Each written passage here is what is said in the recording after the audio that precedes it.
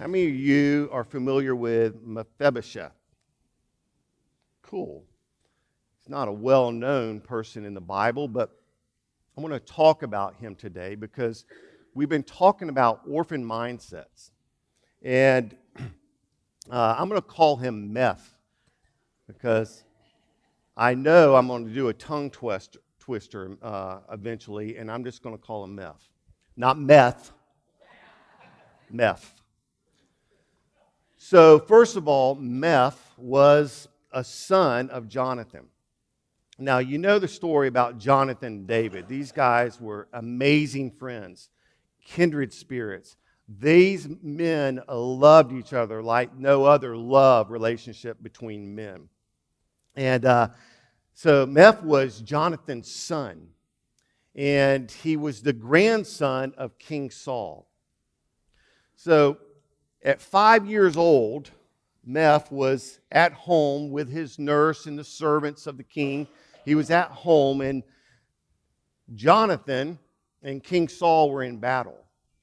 And both of them were killed in battle. So Meth, at that point, became an orphan. So immediately, whenever a king would die, or the family would die, other kings would rise up, and other kings would murder the family of royalty. They would murder them. And so some of David's army found out about Jonathan's brothers, and they came and killed them and chopped off their heads, and pretty brutal. And once David found out about that, he had both the guys in this army murdered and beheaded also because what they had done. See, David was a man of honor and integrity, and he always remembered the promise and the covenant that he made with Jonathan. So I want you to be a psychologist or a Christian counselor or a prayer intercessor for a moment. You're ministering to a 5-year-old child who does not understand how to interpret messages. So when this child finds out that his grandfather and father died, what is he encountering? What? Loneliness. Fear. Abandonment. Exactly. He's experiencing these things, abandonment issues, fear, anxiety, all the different things. At that point, he's 5 years old, and he becomes an orphan. So he's getting this orphan mindset already at 5 years old. Then the nurse that's watching Meth at 5 years old hears about the grandfather and the father being killed in battle. So immediately she knows what she's supposed to do.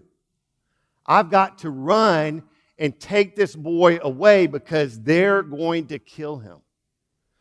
So here's a 5-year-old boy that sees a nurse come and grab him in panic and fear, and she starts to run with him for his life. Now, what does that create in a 5-year-old boy, counselors? Fear, panic attacks, anxiety. Am I going to die?